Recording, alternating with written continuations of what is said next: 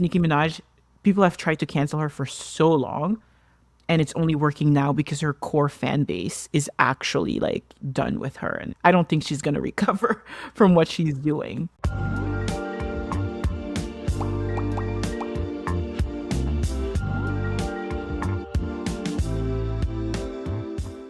Hello, I'm Brianna Doe, and this is Stop the Scroll. So let's get into the content that makes us stop, click, and care. And today is one of my favorite topics, cancel culture. And my hypothesis before we dive in is this. So cancel culture is less about accountability and more about just who survives it. Whether or not you survive it is less about what you actually did and more based on the strength of your parasocial bonds, the infrastructure you have set up around your business or brand, and whether you're willing to just keep going. So with that being said, I brought in one of my favorite people to talk about this. Qetsiyah Jacobson has made a career around knowing really what's going on online before it even goes viral. And as the founder of Unserious, I mean it when I say she might be the most in the know person I know. So before anything else, curious what you think of this. If you think I'm nailing it, missing anything? Oh my God, yes. First of all, thank you for the sweet intro. I love coming on to the podcast and just talking about internet culture and all of that stuff. But I do think you have a super, super, super valid point. Like, I think that especially the parasocial relationship one, I feel like that 1000% contributes on whether or not people get canceled. And honestly, I think you have a great point. Okay, so first person I want to talk about then, I feel like it's the most obvious example, and you're probably going to laugh, but Chris Brown. Not sure how you... I have so many opinions. I have so many opinions on it. Not sure how you feel about him, but I will say, so for context, just to level set, I did some research on this. I actually didn't know it was this bad, but he has a documented 16-year pattern of literally name the type of violence. And his stadium tour still pulled in almost $300 million and was almost completely sold out. So I'm just curious, like, how do you think cancel culture applies to him? Do you think it should stick? Why hasn't it stuck? I honestly think that there's so many different variables as to why Chris Brown is still famous. I think it also has to do with a lot of like misogyny and like toxic masculinity and how men are being presented in the media and stuff like that. Like, I think Chris Brown's main fan base are women. And I feel like, unfortunately for us, there's a lot of things that in the way that we're raised as women in this society that we pass as acceptable. The way that he behaves as a man isn't necessarily 100% frowned upon. It's always kind of like, oh, well, men will be men, or like whoever was at the receiving end of it, which is usually women, probably like provoked it. And also, I think that a lot of men don't get consequences to their actions in this society. Like the way that society is built, and they're just held to a different standard as women. I think also, like you saying, like, I didn't even know it was that bad. I think that he has a good PR team, you know, who is able to make it seem like, oh, well, he is taking care of himself and sweeping a lot of those things under the rug. So for you, it might be like, oh, well, he did this one thing and he said sorry. And it's like, oh, well, we don't know about the 16 years of that very obvious pattern unless you're like very much ingrained into it. So I think it's like kind of a mix of that, like really good PR, a lot of misogyny, and kind of like how men are brought up in this society as well. But I also would love to know what you think. Okay, on one hand, I agree. I think misogyny is interwoven into the fabric of our culture, and that's international, like not just in the US where Chris Brown is based. He does have a great PR team. He candidly probably has one of the best PR teams I've ever seen, just simply for the fact that he's survived this much backlash. I also do wonder, though, with the misogyny piece, you're right, like a lot of men in power aren't held accountable at all for their actions. But the people that immediately came to mind are Armie Hammer and Kevin Spacey, if you're familiar with either one. Anyway, Armie Hammer was/is an actor, comes from a very wealthy, very well-known family. He was in movies like Rebecca, Call Me By Your Name with Timothée Chalamet. And he was kind of on the rise, like doing really well, conventionally attractive, well-spoken, charming. So obviously he was going to be like a superstar. Married, I believe. And then a couple of years ago, accusations started to come out from women who, while he was married, mind you, there were allegations of assault, cannibalism, domestic violence. I think I heard of that. Yeah. Wait, no, I know who that is. There was a whole time. Yeah, there was the cannibalism really that triggered. Locked it in. Yeah. So his career tanked almost overnight. I think I've seen him in like maybe one movie since, but he is essentially, in my opinion, blacklisted.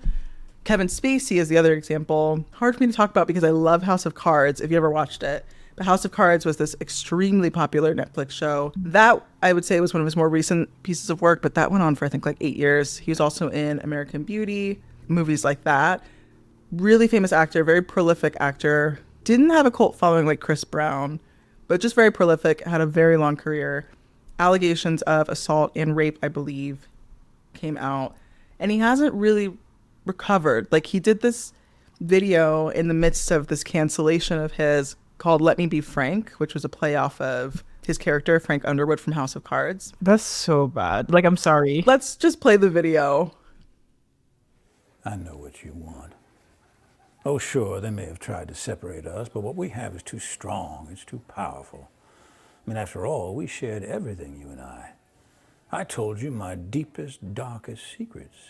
I showed you exactly what people are capable of. I shocked you with my honesty, but mostly I challenged you and made you think. So, very bizarre video, in my opinion, very strange. Didn't go over well. People did not vibe with it, and his career has not recovered. I say all this to say they're also men. And it might be worth pointing out they're also white men. So really, I would think that a black man would have to endure more backlash, but both of these men are essentially blacklisted. I think, okay, first of all, cannibalism, I think, is where people drew the line. Like, I think we were like, okay, fair. You know what? They were starting to eat other people. I feel like that's too much. Well, and candidly, it's less normalized. Yeah. Which like, sounds I feel horrible, like that's not something that we're like, thank God, as a society, we haven't like normalized it. But I also think like maybe they didn't have that much of a cult following. Okay, I'm going to bring up Sydney Sweeney. I mean, she's very much part of this conversation. But if you look at Sydney Sweeney, right? Like, she's famous, but does she have a fan base? You know what I mean? Like, she doesn't have fans. She's just famous.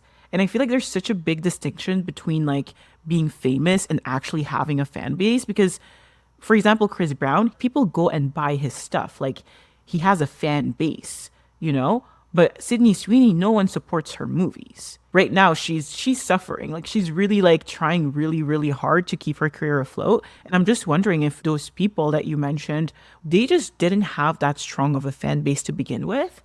And I also wonder if some of the things that they've committed and some of the things that they've done actually were directly tied to the people that they're working with. Because I think also the type of victim also is interesting. Is like, oh, if it's a nobody that we can just bury and like whatever, sweep it under the rug, it's different. But if it's like something that you do with your colleagues, the director, or like in a professional environment, I wonder if that was also the case and if that also affected their cancellation. Because now it's like, oh, we just need to get rid of this guy. Like, there's no way this is going to happen. That's kind of how I'm looking at it right now.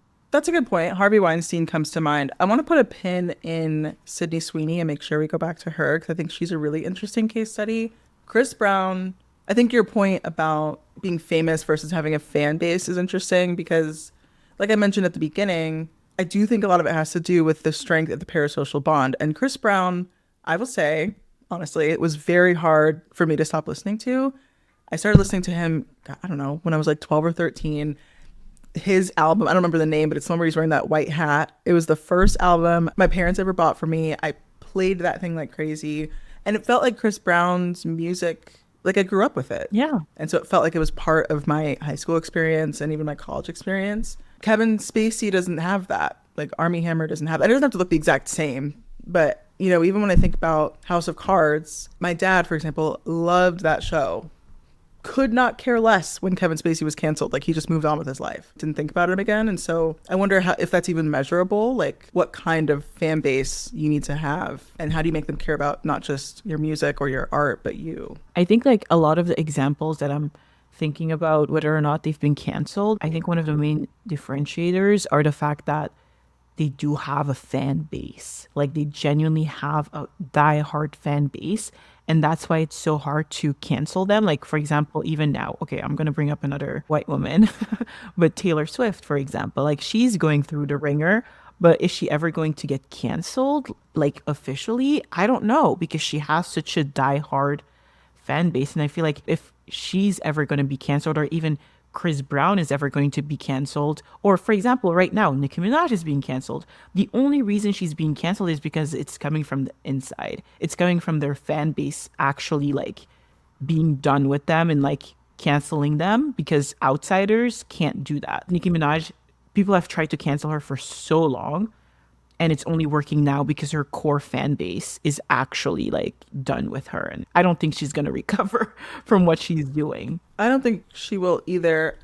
Before we touch on Nicki Minaj, Taylor Swift and Sydney Sweeney are interesting examples. And I want to go back to something you mentioned about, like, you said Sydney Sweeney is suffering right now. Is she? Because when I dug into Sydney Sweeney for a newsletter I was working on, her last 4 movies have flopped horribly. I think the best one made maybe 5 million, but the budget was something like 75 million. Then The Housemaid, if I read it right, I think it hit 300 million at the box office. So it's her most successful movie to date.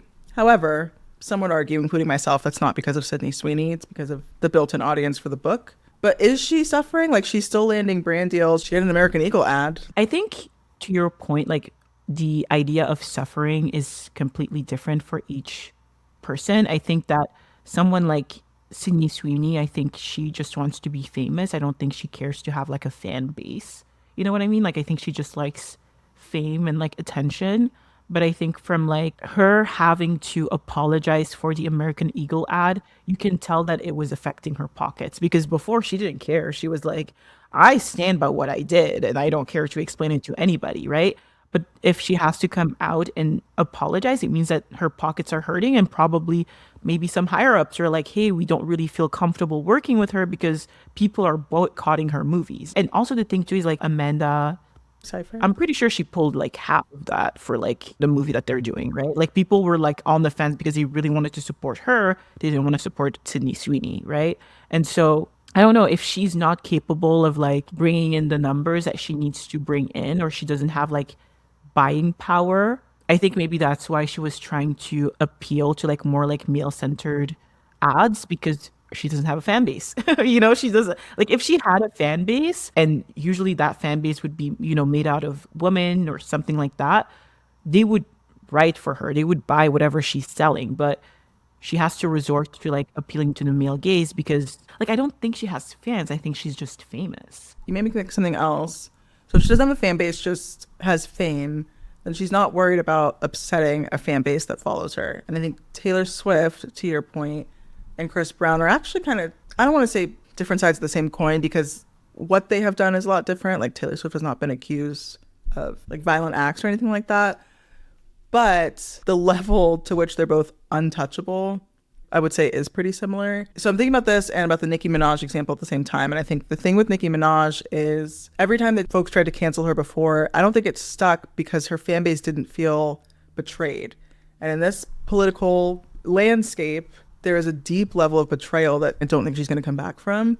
With Chris Brown, I think, going back to your original point, maybe people just don't really care because it's not happening to them. Because I would think, as a woman, if Chris Brown is hurting other women, that would be a betrayal to me, but maybe not. It's not me that he's hurting.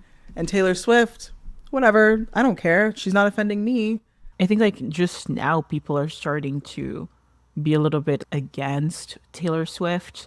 Like her fan base is starting to turn on her a little bit, and because they're like, you're not speaking up, and you made this whole image about wanting to be on the right side of history, and now it is time to do that, and you're just being quiet. And like they're starting to kind of see it, but still I don't think it's going to affect her that much, because if it did, she would have spoken up, right? Like I feel like she's very smart woman, and I don't think that if it would ever jeopardize her brand, that she would ever like associate with it or like, you know, do anything against that. But yeah, I think also, unfortunately, like with Chris Brown, like not everyone thinks the same way that you do.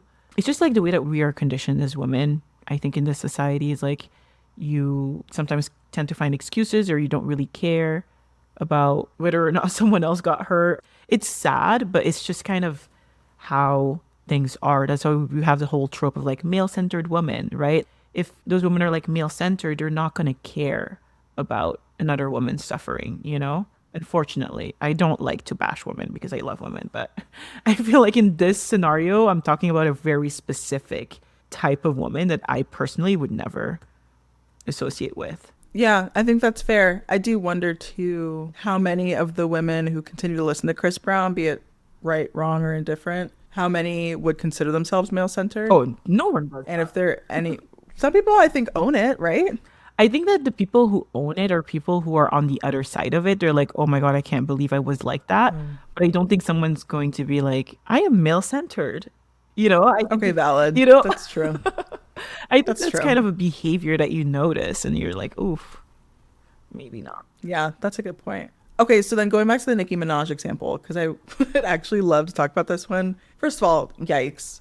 I wonder sometimes about who their manager is and who their PR team is and how on earth they're getting away with doing the things they do. But I'm just curious, your thoughts on, I'll just be broad, what she's doing, the things she's saying, and how it's impacting her audience. I think it was like 2 or 3 years ago I bought a Nicki Minaj ticket, and then it came out about all of the stuff that's happening with like her husband and all that stuff, and I just didn't go. I tried to sell my ticket, no one wanted to buy it, so I think that They said, girl, we don't want that either. exactly.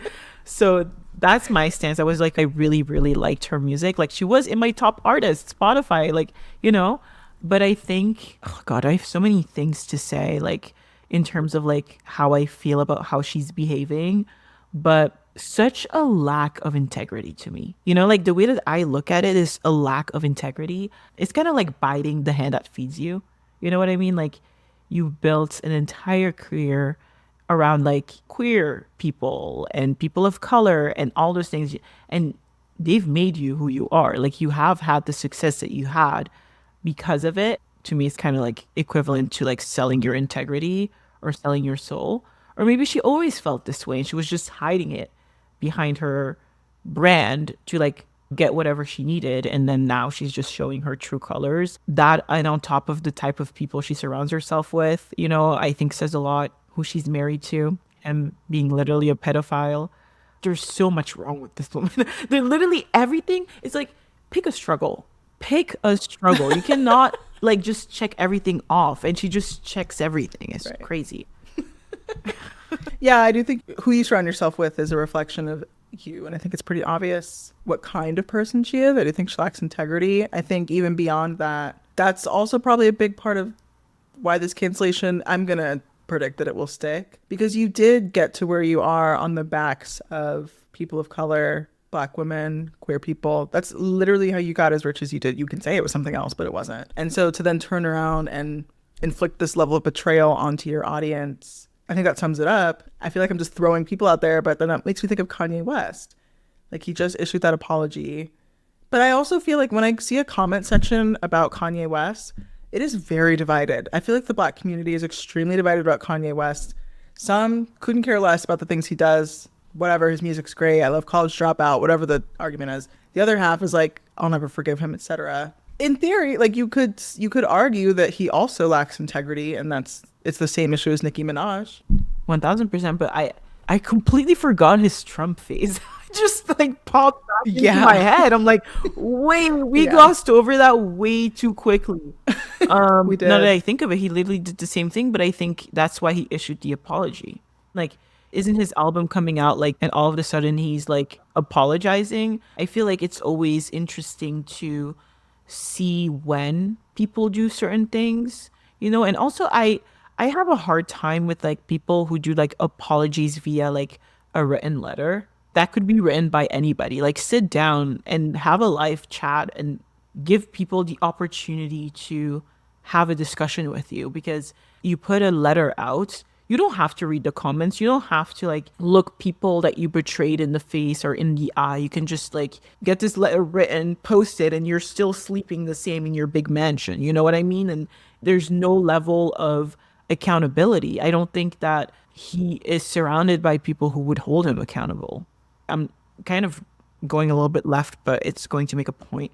But it's kind of like when people talk about unlearning racism, right? Our society is not built or conditioned for people to unlearn racism. If anything, you're learning it from like a very young age, right? I see like, for example, white people who are like, hey, like I'm unlearning, I'm creating these resources, and their entire friend group is white. And like, so who is holding you accountable? What's the environment in which you are able to actually apply those things. If you are just like surrounded by the same people who look like you, who think like you, who do the same things like you, in what way are you actually able to unlearn? You can't just read an Instagram post. You know what I mean? And so, same thing with Kanye West. It's like, yeah, maybe, but like, are you actually putting yourself in a different environment to unlearn that? Are you actually talking to people with different perspectives? Those are all things that are needed to unlearn things. And I feel like that's the work that people are not doing. And so, I don't believe Notes app or like, I guess, Adobe Photoshop app type of apologies, you know? Okay, that's interesting because most people, this is a sweeping generalization, but most people, whether they do an apology video or a written video, they aren't typically like showing all the ways that they're then going out and making changes in whatever area it is they messed up or, were flawed. But some, I'm assuming you believe some apologies, Yeah. right? Yeah, of course. Like some So what do you think makes an apology land versus one that makes it worse? I think like it's something that you also see over time. You know, you can apologize and stuff. And I think the way that people like are people making excuses when they're apologizing, that's like a very big thing. I think that kind of gives away that they're trying to shift blame or already taking like full on accountability. I think if someone is able to be like, okay, like I messed up. I know I don't deserve people's forgiveness, and it's something that I will have to work towards. And you see them actually actively doing the work. Like, for example, the same thing with Kanye West, like you said, like, oh, like some people actually put down resources and like actually unlearn stuff. That's different. Like, for example, there's this woman that I watch on YouTube that I just like recently started watching, and she was very much like very big MAGA person. And she started her YouTube channel to really like actively educate other people who are in that same bubble and show them like, hey, like there's another way, and really showcasing like the idea and indoctrination and all that stuff behind it. And she's really openly talking about her mistakes. And you can tell like she's uncomfortable, but you can see that journey. And people like that, I think, have way more sincerity because she's actually working on it. Like she's opening those conversations. Like one channel is like YouTube, for example, right? And she's actively working on that and explaining, and you see and hear her thought process over time. And there's still things that she's unlearning, right? And so, again, very extreme, but I truly believe that she's working on herself and that she actually is doing the work. But when it comes to, like, for example, Kanye West and his apology, like, I didn't really see him, like, talk about what he's going to do, like, moving forward, except, oh, I'm going to therapy and, like, taking my medication, I think. I don't see it as like there's, oh, I'm gonna stop selling hate merch. Okay, I guess. Was that YouTuber canceled at some point? No, she actually started her YouTube channel because she left MAGA and she was like, I need to educate other people. Like, with all of the harm that I've done, it is my responsibility now to educate other people. That's kind of how it started. It wasn't starting with like a cancellation. It was more like someone in the background who like wasn't necessarily famous, who left MAGA and was like, oh my God, I'm having all these revelations. There's probably other people who need to hear this and should not be supporting XYZ. And I need to work on myself, and started this YouTube channel too. What's popping out to me, I think it's a very interesting distinction. You have this woman who started this channel not prompted by trying to regain trust with her audience or make back the money she lost from brands that dropped her, like things like that. She started this out of what I would assume to be not the goodness of her heart, but because she actively, intentionally, genuinely wants to educate people and help people. That's cool. I mean, I won't watch her, but I think that's cool. I don't know if I would think it was cool if somebody else got canceled for their political beliefs and then they were like, oh, well, I changed my mind. No, You all are right. Like, no. and I think that's the point. So I'm curious, like, do you think cancel culture and everything around it can actually change behavior, or do you think most of it is just performance? I think most of it is performance. Back to the point of they're not changing their environment. Examples I'm going to give, and I know that you were going to talk about her anyways, but Brooke Schofield and Tana Mojo. Tana Mojo, as much as she is like, oh, I've changed and da da da da da, she hangs out with the same exact people she's been hanging out with for the past 10, 15 years. And so, did you actually change? Because the thing is, we hang out with people that hold the same beliefs as us. And if you had those beliefs back then it comes out now and you're still friends with those people and you're still friends after, that just tells me that you're just going to be more careful about what you say online. And that's kind of like what came out about Brooke, right? Are very much liberal online and very much like rights. And then in their private lives, they're very conservative, which again, there's nothing wrong with being conservative, liberal, like whatever. I just think in this political climate, what conservatism is being tied to, I think is problematic. Just as importantly, you need to just own what it is that you believe and not put on a front. Exactly. And so some people are actually like have more liberal views just for popularity. And that's what I was wondering about Nicki Minaj too. It's like, was she always like holding these homophobic things in her mind just for popularity? The same thing with artists who like appropriate Black culture and then back in the background are like racist and like they bash it, right? At the end of the day, like I'm not saying they're not people, but they're brands first. Like what we're seeing is their brand, right? We don't know what happens behind the scenes. And so they do everything to build that brand. And then whatever they do behind the scenes is different, right? So to me, I think a lot of it is performance, to be honest. Do you think the fear of being canceled then makes the internet safer? Or is it just performative or more performative? And if it is performative, is that a bad thing or no? If you have to think about the fear of being canceled, you need to reflect on yourself as to why you would get canceled. Gotta do some inner Yeah, work. do some inner work maybe. Me, I always said like I probably would get canceled by men, but I don't care because I make content for the girls. That actually feels like a compliment. Exactly. I would Like it just be honored. Exactly. Like you don't care. Oh my God, thank you so much. I appreciate the recognition. So, and then, sorry, the second part was, If it does make the internet more performative overall, yeah, is that even a bad 1000%. thing? The internet is so performative. If the internet was, But is that a bad thing?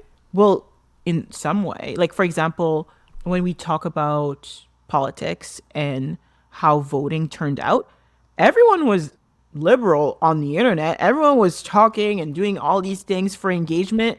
And then the results came in. A lot of like now like political campaigns and stuff are like very much rooted in like social media, and social media is a big part. And if you're looking at data for like audience sentiment and like mentions and stuff like that, you can maybe think, hey, we got this in the bag because look at how many people are like supporting us. Look at how many people, you know, are talking about us positively. And so maybe you might like overlook something, or you might not put as much like effort behind certain campaigns because you think, hey, look, online we're doing great. And then you underestimate the opponent. That's kind of like how I look at it. In that way, yeah, it can be dangerous because you might think that you have it better than you have, especially with politics. I feel like that was like a very big thing that I can think of. That's a little bit dangerous. I mean, look at the state of the world. I think that's a flawless example. You're right, because the whiplash people felt, myself included, after the election, like it was. And the thing is, too, we could attribute that to many things. Maybe the algorithm, you're in your own corner of the internet, that's fine. But at the same time, the number of people who felt that level of whiplash and articulated that online lends me to believe that it was not just me and you that felt that way. Final question. Nicki Minaj, then, with everything we've talked about, what, if anything, could she do to be uncanceled by you? Nothing. There's literally Nothing. So even if she apologized and like started, I don't know, donating to like the Trevor Project and I don't even know what else. Like everything she does for me personally moving forward seems like I'm trying to save my career. You know what I mean? Like there's a level of trust I think that has been broken within her fan base. And trust is really hard to gain back. It depends on like what you've broken. And if trust is like the main thing, I feel like that's going to be so hard to come back from. And then still, because it depends on the level of the kind of trust. Because if you look at Michaela from TikTok, she lies all the freaking time. But no one cares. but nobody trusts her. Nobody And trusts her. But she still has Yeah. a super engaged audience. True. That's very true. So I don't know. That's So if it's not trust, you got to build something else with them instead. yeah, which I don't know what she puts in her videos, but I don't either. Well, Nicki Minaj couldn't get. I mean, I haven't liked her music in a couple years anyway, but honestly, I don't think there's anything she could do. Wait, sorry. Can I add something real quick? Yeah. I think the weirdest thing happened, and I don't know if it's because her team is behind it, like pushing in Spotify. But you know how like in Spotify you have like the DJ feature? And when you have the DJ feature, it's just like an AI DJ and they mix up music that you've been listening to, and they will introduce the artist and they'll be like, oh, like here's a little bit of your most played artist XYZ. But it's super short. It's just like, hey, like here's Sean Paul, you know, or hey, here's Pitbull. But when it came to Nicki Minaj, they made an entire intro. Like they were like, Nicki Minaj, Grammy nominated artist who has been #1 on the 50 Hot 100 this many times. And she da da da da da. It was such a long intro. And I was like, did her team pay Spotify to introduce her like that? Because no other artist, especially because it was after she went on stage with Erica Kirk and stuff like that. Literally right after like the whole backlash of that, that's the intro that she was getting on Spotify. I don't know much about the back end of Spotify, but I do wonder if you can put paid spend behind it, just like you would with podcast advertising. Kind of like when a creator gets in trouble for something online and they start losing followers and then their team starts paying for more followers. Could be something like that too. I did a whole like post about Spotify and like how they do business and where their money comes from and everything. And yes, like they pay for like promotion and stuff like that. There's a whole like back end thing as an artist that you can pay to be promoted or like be put into playlists and stuff. So I wouldn't be surprised if that's the case. That's what I was saying. I don't think it'll help her much, but I am curious what'll happen with her and with Kanye. And honestly, kind of with Taylor Swift, I don't think she's going to get canceled. I think she'll have to do something insanely egregious and she wouldn't. Like her brand would never allow it. But Kanye and Nicki Minaj, we will see. We'll see. So thank you so much for stopping by. If you enjoyed this episode, just hit subscribe wherever you get your podcasts. And again, Qetsiyah, thank you so much for joining, as always. Thank you so much for having me.